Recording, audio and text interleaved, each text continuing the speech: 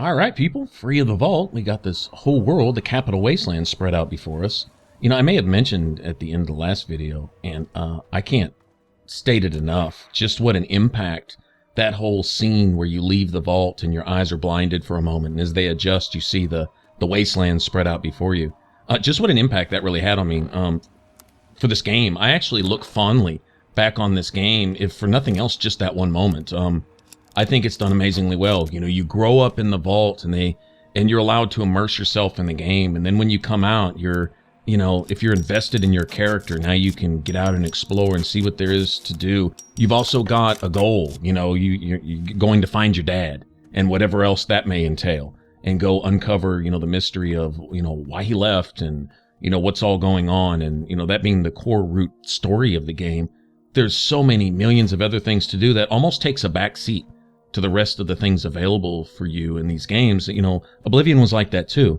You had the whole Mehrunes Dagon thing, you know, but there was so much side stuff. You had the Thieves Guild and the Dark Brotherhood and the Fighters Guild and even the Arena, and then just the myriad of just little miniature side quests, all the Daedric quests, and each one had a story in and of itself, and they all kind of they were interwoven. They all kind of touched on each other. You know, they were all part of the same world. Nothing just kind of took you out of the world and saying, hey, go do this so you can get that.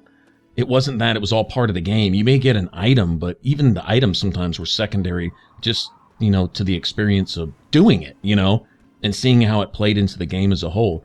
To me, this game does an amazing job, and I throw Oblivion in there too because they're a lot alike. People have said Fallout is Oblivion with guns, and in a way, I mean, it was made by the same team, not just Bethesda, but by the same core group of guys in Bethesda that they were there at the time. This was essentially their last hurrah. I believe they were gone after this, and it was a new group of people. Probably not everybody, but quite a few new people came in, from the artists to the designers on down, to work on Skyrim. And of course, like, you know, I mentioned before, New Vegas was an Obsidian project. They used a lot of the skins and the artwork from this. They stole a lot of that, but you know, the game concept was their own, and they did some neat things, but it's a different thing.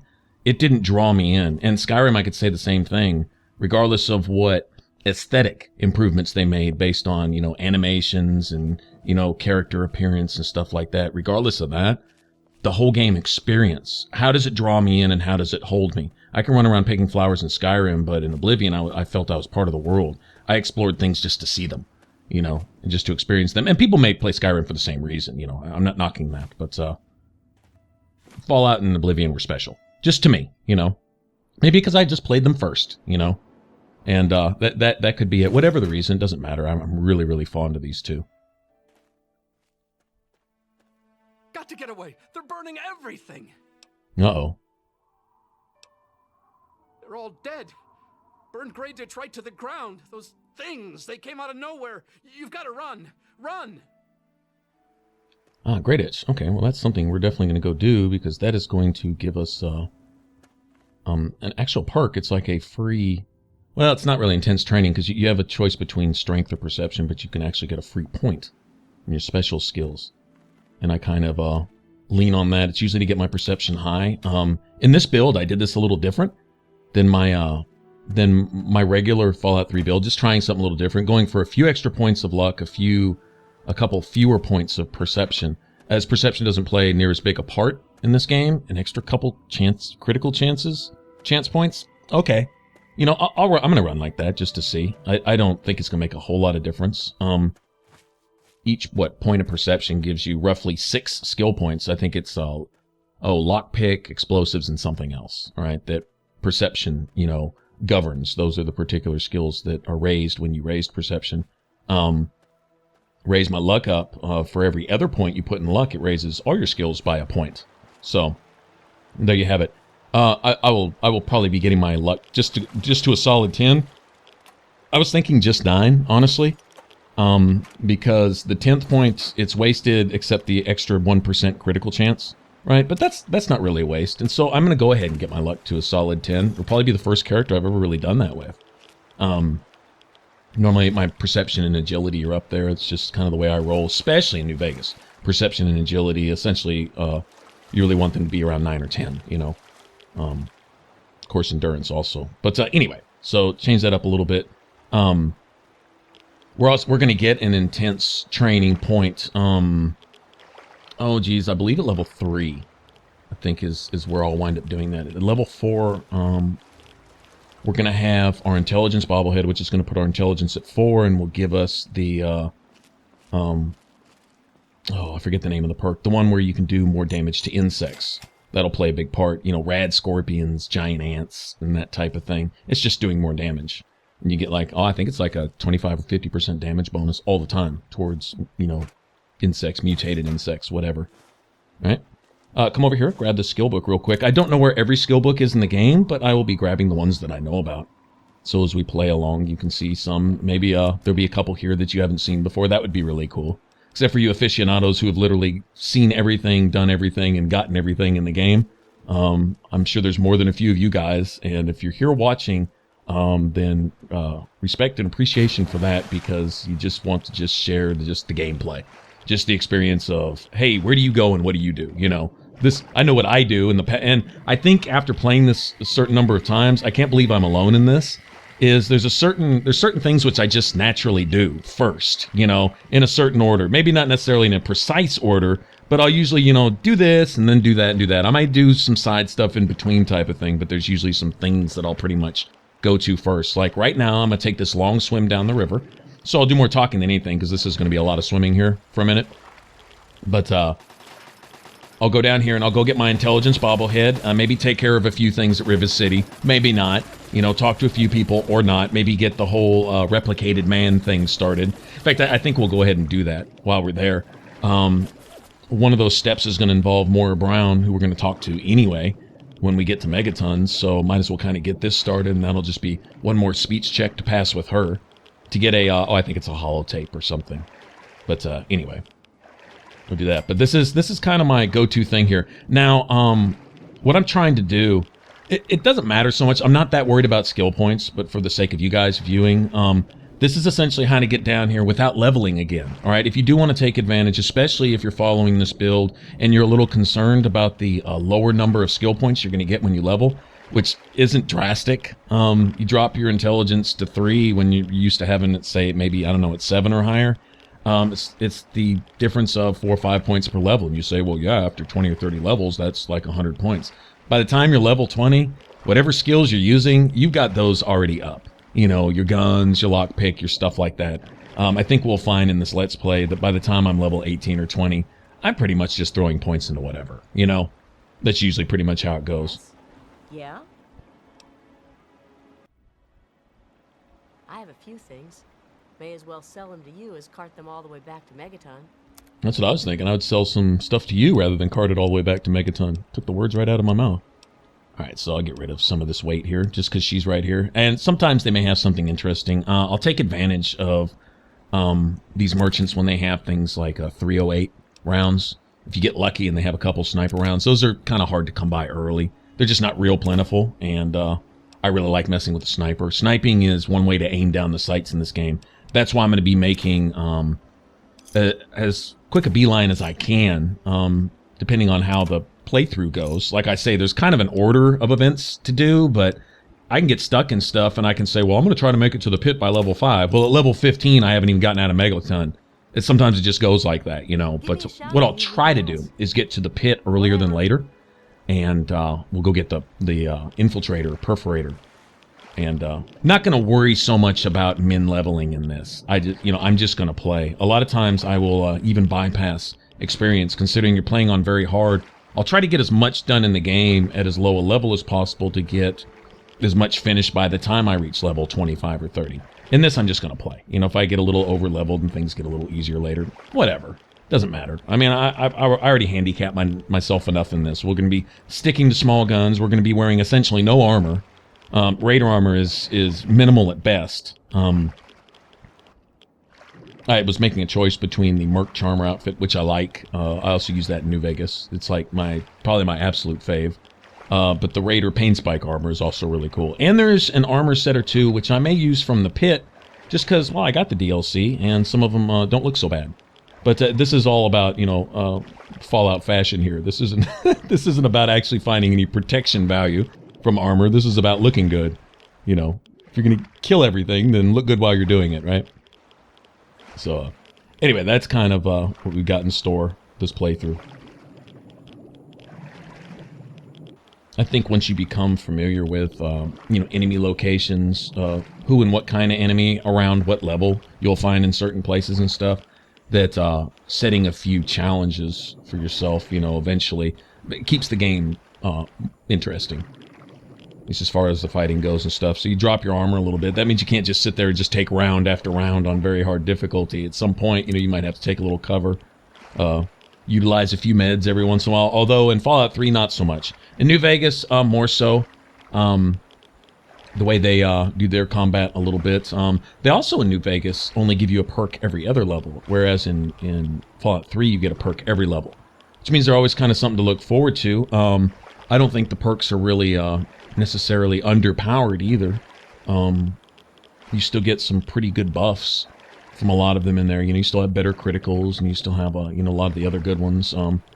Action boy, action girl, whatever, for extra APs. I mean, they aren't watered down much. If you get double the perks, and they're all just about as strong. So you can become overpowered a little faster, I think, in Fallout 3. It was initially kind of designed for a level 20 game. When they brought in the level 30 cap with Broken Steel, which I do have, I did download that. When they brought that in, though, they added some new enemies to the world, like albino rad scorpions. The super mutant. What are they called? I forget what their name is, but they're like. And then the ghoul reavers. Okay, they are no joke. Those things have hit points like a friggin' High Dragon in Inquisition. I mean, they're just nasty. And so, there's a little bit of challenge thrown in there with the extra levels and extra perks. And most of the perks from 20 to 30 in Fallout 3, in my opinion, really, a lot of them are just kind of blah. A lot of them are convenience perks, skill-based stuff, special-based stuff, karma-based stuff, and things that, if you understand the mechanics of the game, honestly, probably wouldn't use. At least not me. I don't know. So, usually when I'm in my 20s, I'm still going back and picking up perks that I had to make a decision on back in my teens. Like, once you get into the around 14 to 16 range, there's all kinds of stuff. It's just really cool stuff. The better criticals, what is it? The one where you can run silently. It doesn't affect your sneak at all, whether you're running or not. Silent running. Duh. Let's see. And anyway, some other perks that I might have to make a decision between 4 or 5 that I want at a certain level. I may still be picking perks that I would have picked at level 15 all the way up around level 23, 24. Going back and picking up some of those early ones. Extra ones that, like the ones that raise the damage of your explosives, what have you. That type of stuff. Maybe even the light step perk or whatever where you don't set off floor traps. That becomes a convenience thing. Although, having played this game a lot, I gotta say, I'm familiar with where a lot of the traps are in the game, actually. I'm not gonna say I have every trap in the game memorized, that'd be ridiculous, but a lot of them, I think a lot of them. I've played this game a lot. This one is definitely an all-time fave right here. Anyway, all right, so we make it to Rivet City, and notice we haven't leveled yet. I've skipped a few things. I did have one location that's not too far from the entrance where we're going to go get the luck bobblehead, and I'm going to go grab that on the way back to Megaton, just because, at convenience sake, and then, like I say, we're going to do a intense training also, get an extra point of luck, and our luck will be right at 10, right there at the beginning of the game, essentially. I can't take it anymore. Please. And we still have the perception bobblehead to find, and I can still get that up. Also take the perception from the, you got the ant sight or ant mite quest from that Grey Ditch quest, which we got a hint of from that guy who ran up to us while we were exploring that farmhouse. Right there. State your business in Rivet City.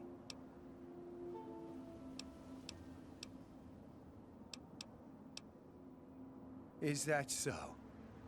All right, you're free to roam around, so long as you don't do anything stupid, like try to slit my throat when I'm sleeping.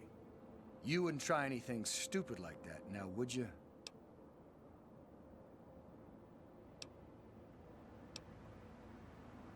Carry on, then.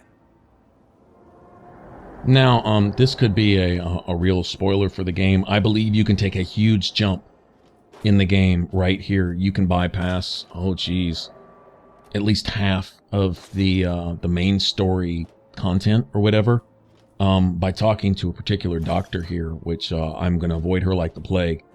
We'll see her. We saw her at the very beginning of the game when we were born, Dr. Lee. Well, she'll be here, and we don't want to talk to her here. Well, I mean, you know, you can, and like I say, make a huge jump in the story. I believe you can fast track. You can talk to her and then make a beeline to the Jefferson Memorial, which is literally just down the street here. And, oh, like I say, skip at least half the main storyline. But, I mean, there's so much fun stuff to do. Going to the, oh, what is it? The National History Museum. Just going down to the mall area in general. You know where the reflection pool is, and the Washington Monument, and all the other, the archives and all that. We're gonna have to go see that. Got any psycho? I could really use a fix, but I'm broke. I run the chem shop, but I'm broke. I can't buy chems. That's what Cindy says too, but I got the itch. I need it bad. Yeah, me too. Actually, I think there's a way to help Holly Kennelly of his addiction. That quest was always a little annoying because doctors are here to cure you of your addictions with a simple shot. And there's a quest to get this guy fixed from his addiction or stuff. There may be other stuff involved. I don't know. It's been a long time since I've done that as a side quest, but it's not really relevant to the game. I'm not gonna even try to do every single little thing in the game. This series would be about 1,000 videos long if we did that. But I will do a lot of the main stuff. I did want to get the bobbleheads, do some side quests and stuff, grab some companions, just do some cool things, explore a bit, you know, just have fun with it. Definitely go to the pit, though. Gotta go to the pit.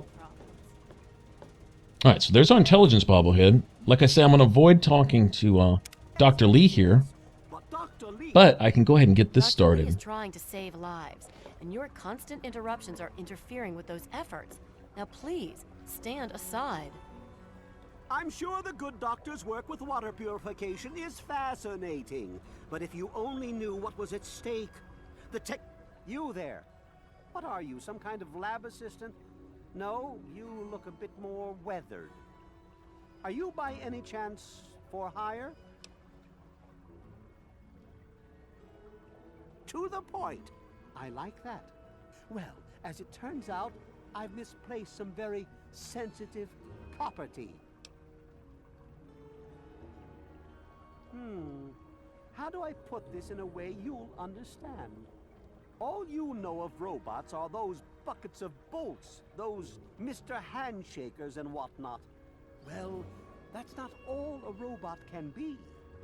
You see, in the Commonwealth, we've made artificial persons, synthetic humanoids, programmed to think and feel and do whatever we need.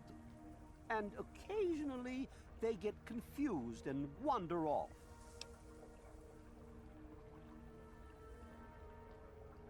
Nonsense! This is a machine we're talking about. Can you enslave a generator or a water purifier? Of course not. The same principle applies. But let's get back to your mission. You are to find this missing android. I've tracked him to somewhere here in the capital wasteland. He must have done something drastic, like facial surgery and a mind wipe, or else I would have found him by now. It will be no easy task. He may not even realize he's an android. Don't upset him by talking with him. Just come get me immediately. I'll handle it. Of course. I have at my disposal advanced technology from the Commonwealth. I'd be willing to share some of it with you. Just think, you'll be the envy of all your friends. Excellent! Locate my android, and you won't be disappointed. Here, listen to this message he sent me. He's mocking me. I swear, I'll make him pay for that.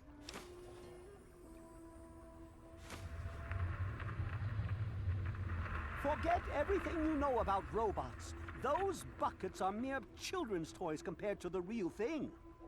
Androids have fake skin and blood and are programmed to simulate human behavior, like breathing. They can even eat and digest food realistically. Like I said, I suspect he's had facial reconstruction and possibly even a mind wipe. Search the offices of doctors or techies for android information. If he's come into contact with these people, there may be records. Start with Dr. Preston. He lives on this leaky boat. See if he knows anything.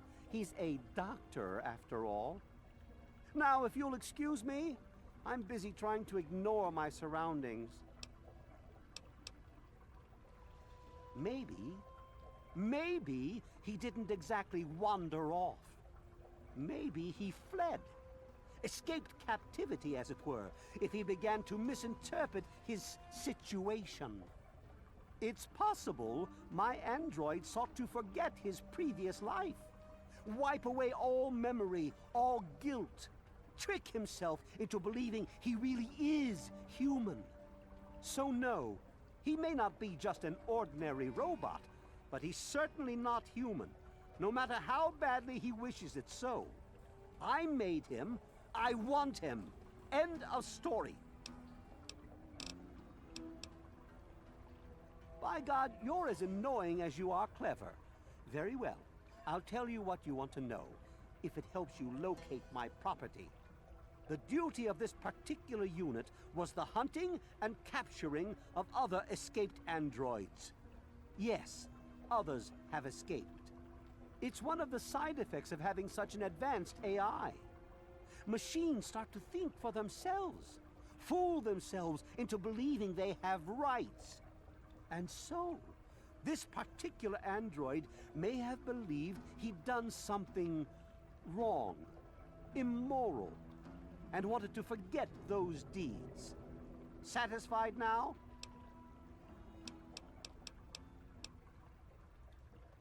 This particular android, designation A321, is different, special, the most advanced synthetic humanoid I've ever developed.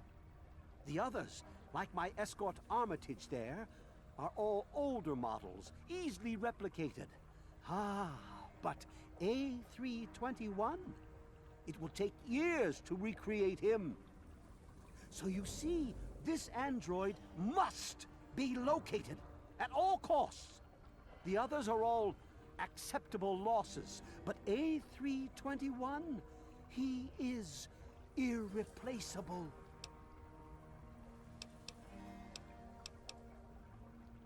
The Commonwealth itself is nothing but a war-ravaged quagmire of violence and despair. Inside the sealed environment of the Institute, however. But the Institute's affairs are none of your concern. Your undeveloped mind couldn't even begin to comprehend what we've accomplished. All right, so that's our Of course. it's our first view of Fallout 4, actually, right there. Okay, now, simply put, the root of man's pride is the desire to be God, all right? The ability to create. Let's just say man had the capacity to create a machine or something, right, that could contain and even have a soul, right, with emotions, true free will, and blah, blah, blah, to be a person in every respect. That would give man God status, all right? But one also has to factor in the flip side of that same coin, is that people are assholes.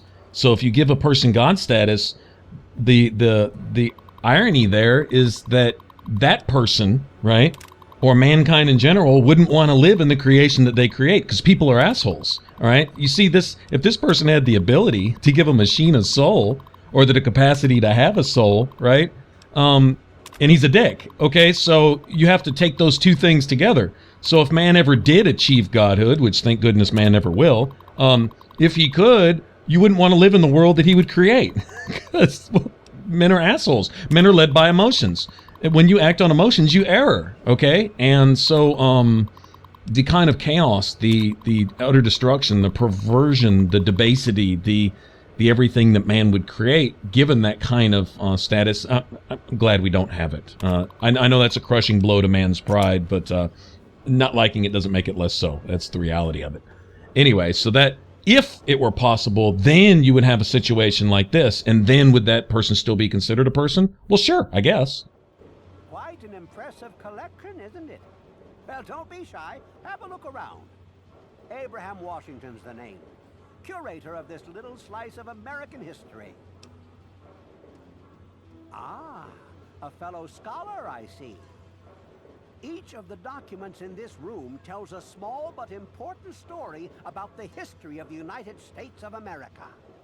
Unfortunately, the greatest prize of all is missing from the collection. In 1776, the Second Judgmental Congress got together and adopted a document drafted by none other than Thomas Jefferson himself. It was the day the United States of America earned its name and secured its place in history. This magnificent achievement took form in the Declaration of Independence. Indeed I do. Without the Declaration, the rest of these relics are almost meaningless. I must have it. Acquire the document for me, and you'll be awarded most handsomely. What do you think?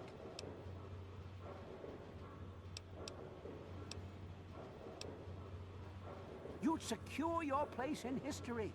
The woman who rediscovered the Declaration of Independence. Imagine the fanfare. The reward, dude. Sorry, my mind tends to wander. I will see to it that you receive a worthwhile trade. I have in my possession the only known schematic for the creation of something called the railway rifle. Bring me the Declaration, and it's yours. Excellent! You won't regret it, I promise you.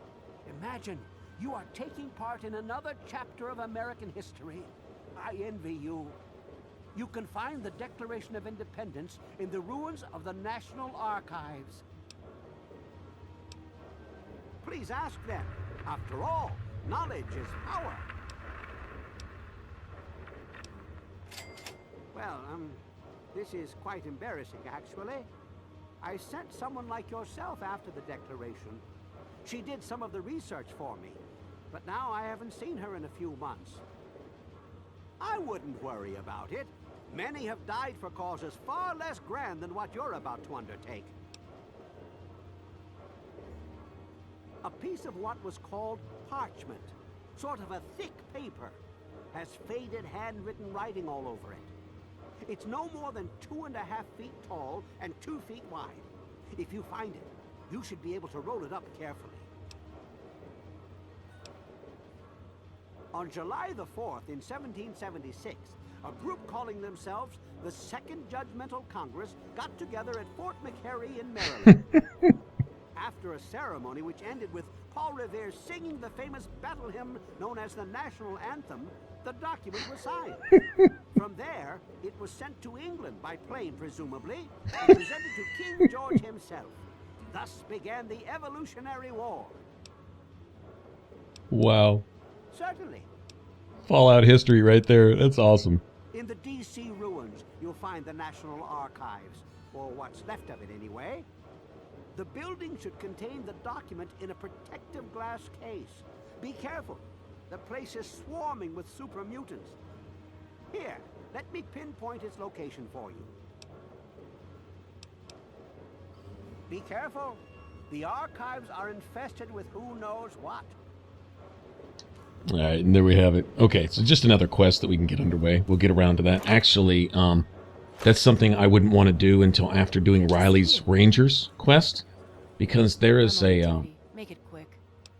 no, the flirty guards. All the guards, they sound flirty to me on Rivet City. He's a mess. I'm glad I'm not in Cindy's. There's a holotape you can find in a hotel that you have to get through Bye. in Riley's Rangers quest that talks about Little Moonbeam or something like that. Anyway, it's a reference to Sydney, and she can give you essentially, it's kind of like a glitch, I guess. I'll try to show it to you if I think if and when we get there. She's got an ultra 10mm that holds I don't know, it's like 40 rounds in the clip instead of 30. If you got anything you want to unload, stop by my shop, Rivet City Supply. and it degrades slower, and you can get unlimited copies. But you can at least get a copy and just keep repairing it. Whatever, it doesn't matter. But the only way to get that is to hand her that holotape. Is another man's treasure. Some dang fool was selling Android recordings. I was just as big a fool for buying one. Here, have mine. Nothing but a damn hoax anyway. Okay, this is one of the merchants down there in the marketplace. Yeah, I know. I got dummy written on my forehead. They sent those tapes to lots of people. You know, gullible and technically minded folk like me. He's totally strung out. It's going to kill him one of these days. See you later. It's interesting, if I recall correctly, you get a little bit different dialogue if you go talk to him, I think, after you talk to Maura Brown or whatever. But he says something along the lines of, shh, keep it quiet, and I think there's even a speech check to pass with him. So we missed a speech check opportunity there with that guy, actually. But we were told to go look for techies and even doctors. So what I'm going to do is I'm going to head up to the clinic here, and we're going to get the doctor out of the way. I think he has a speech check to pass also. But he also has some stuff in his little clinic that I want to steal. Important things first, right?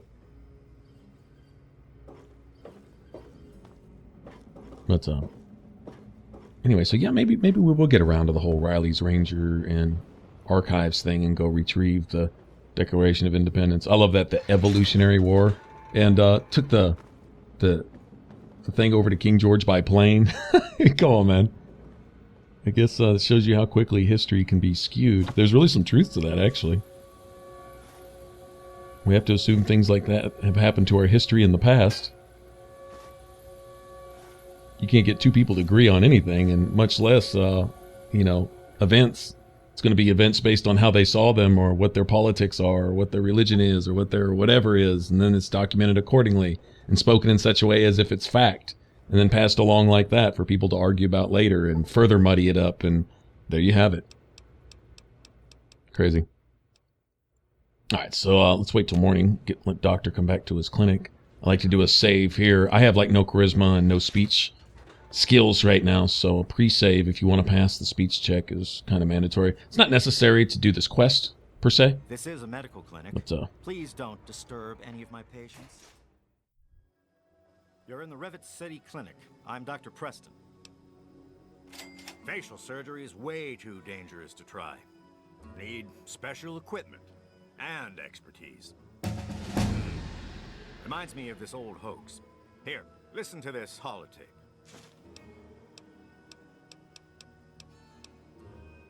Sure thing. Here's what I have. let's see. Oh, cool. He has Rataway. Okay, I'll buy those when I can. I really will. They're even more important in New Vegas at times. But, still good to have her. Plus, I have a bunch of junk to unload. Not a big deal. We'll start pulling in some real caps later. The key to caps in this game, basically from what I've seen, is to, well, kill the harder enemies. I mean, it's really kind of simple like that. A lot of my caps have come from, besides trading collectible stuff like pre-war books and things like that to people for a pretty good sum of money. But those are semi-limited. But enemies, especially in certain spots, are not. And if you can get things like, you know, plasma, just about plasma anything is worth 5 times more than laser or conventional weapons. Plasma stuff is really valuable. Another satisfied customer. Also, a huge key is to get to Canterbury Commons, which we did unlock that by talking to... oh, wait, no, we haven't yet. We haven't yet, but we will. We will unlock that by talking to any of the roving caravan merchants. And we will we'll get that as a map marker. Anyway, we'll head there. And what you can do is you can organize to invest in all the traders. And what happens is you have to give them a lot of caps at first, right? But it doubles up their inventory and available items, like the gun dealers start running around with sniper rifles and sniper ammo and good stuff, maybe even some mini nukes and, you know, things like that. But they'll have, like, instead of 500 or 600 caps, they'll have like 1, 2, maybe even 3,000 caps to spend, which means you can unload your gear. You can't sell it to people who are broke, right? And so you can get all the roving traders to have more money available, and also it puts all their repair skills at 90 plus. So if you do get them to repair a particular item that you don't have substitute weapons for to repair yourself, you can get them to repair it to almost 100% condition. It's a very cool perk, and eventually when you're really, really flush with caps, when you got 100,000 caps and nothing to do with it, it's nothing to spend, 1,000, 1,500, 2,000 to repair your favorite gun. Who cares, or your favorite set of armor. You can't find another piece of power armor for your life to fix the one you've got or something. Well, go find one of the roving traders, and as long as you fully invested in all of them, I think there's 4 of them, a meds, junk, guns, and armor trader, right? And it's going to cost you about 2,000 to 3,000 caps a piece. So you're going to have to come up with 9, 10, 12,000 caps as an investment.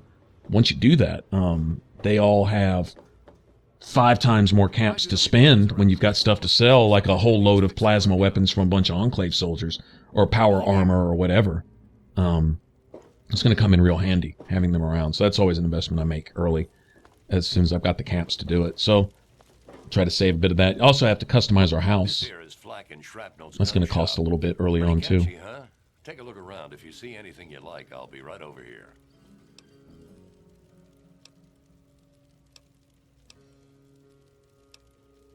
Need to do some killing, eh? And we're going to get a discount with the merchants here through Moore Brown, but it'll be in the latter stages of the Wasteland Survival Guide, which is, honestly, probably a good 40-50% of the game's content. Following out the Wasteland Survival Guide, she's going to send you basically everywhere in the Capital Wasteland to pretty much explore everything, and lots of cool stuff to do. Amazing perks once you get the Wasteland Survival Guru based on how you answer her when you report in after each little quest. If you need more ammo, this is where to get it. You'll get a certain kind of perk and stuff. You may get like more health, or you may get damage resistance, you may get critical chance, or something like that. But anyway, it's very cool. But it takes up a good portion of the game, and so we'll make sure to go do that. All right, so I think it's about time to leave here. I'm going to head back to go finally discover Megaton, and I think we'll pick up the luck bobblehead on the way back and discover a few more areas.